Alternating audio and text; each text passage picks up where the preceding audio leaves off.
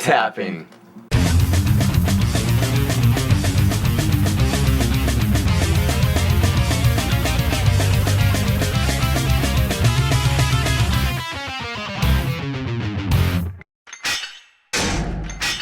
I'd like to show you some examples of tapping licks which aren't your normal sort of one string kind of a deal. These involve, in this case, either 3 or 6 or 5 strings, and they're based around arpeggios. So the first thing you're going to have to do is learn some arpeggios. We'll start with an easy one, and this is a simple little diminished arpeggio shape that a lot of you probably already know.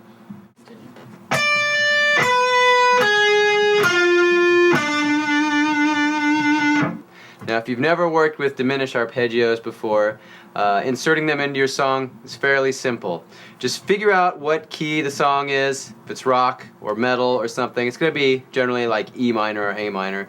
And just make sure that any one of those notes that is in these arpeggios is the second degree of your scale. So if you're playing in A minor, make sure there's a B somewhere in one of these things, and that'll shift it all into a position which sounds like it's in key, especially when you're playing it at lightning speed. That's true. The easy thing about diminished arpeggios is once you know it in one shape, or in one position I should say, you can move that shape up 3 frets, and it's pretty much going to sound like it's in key, as follows.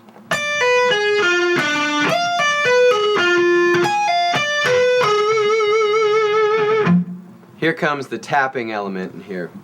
What you got to do is while you're playing this arpeggio with the left hand, simultaneously picture in your mind on the fretboard the notes that would make up an arpeggio 3 frets higher, and tap those notes. To begin, you might want to only tap it.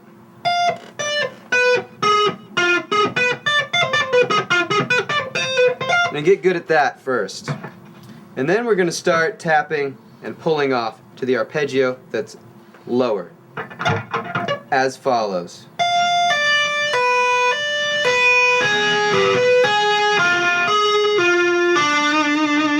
One more time.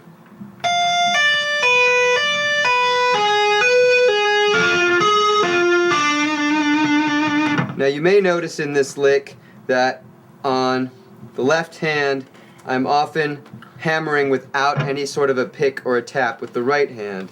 Right there. When you do this, be sure you strike the string like a violent hammer. Once you've got the basic shape down, simply move the whole thing up 3 frets. And then you could string that all together.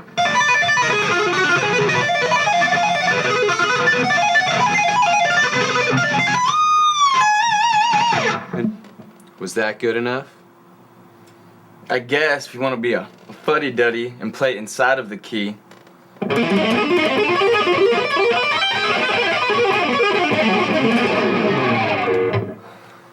See, the thing about shredding is there's a lot of thinking involved, and I always feel, how can you shred and think at the same time? I'd rather not.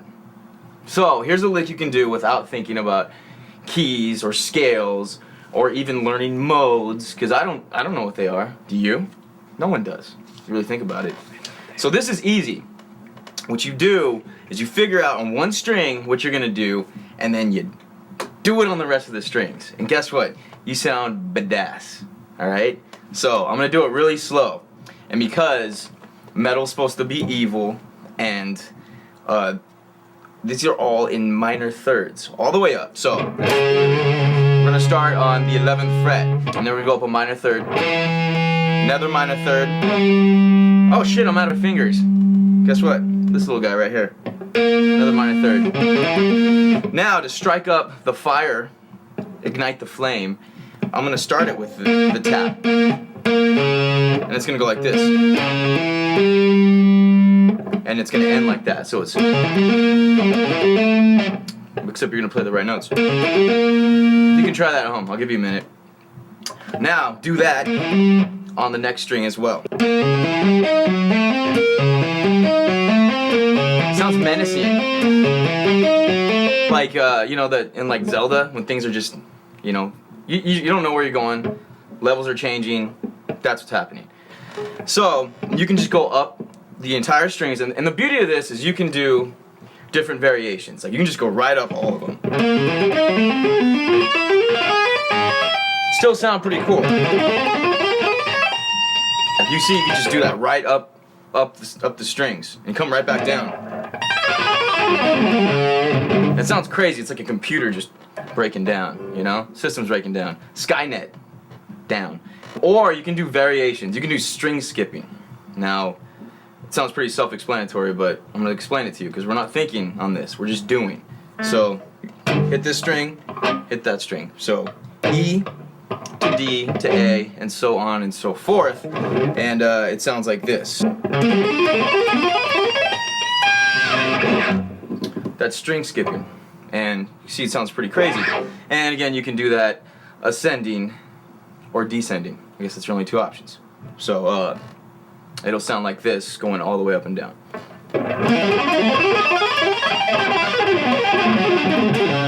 You get the idea.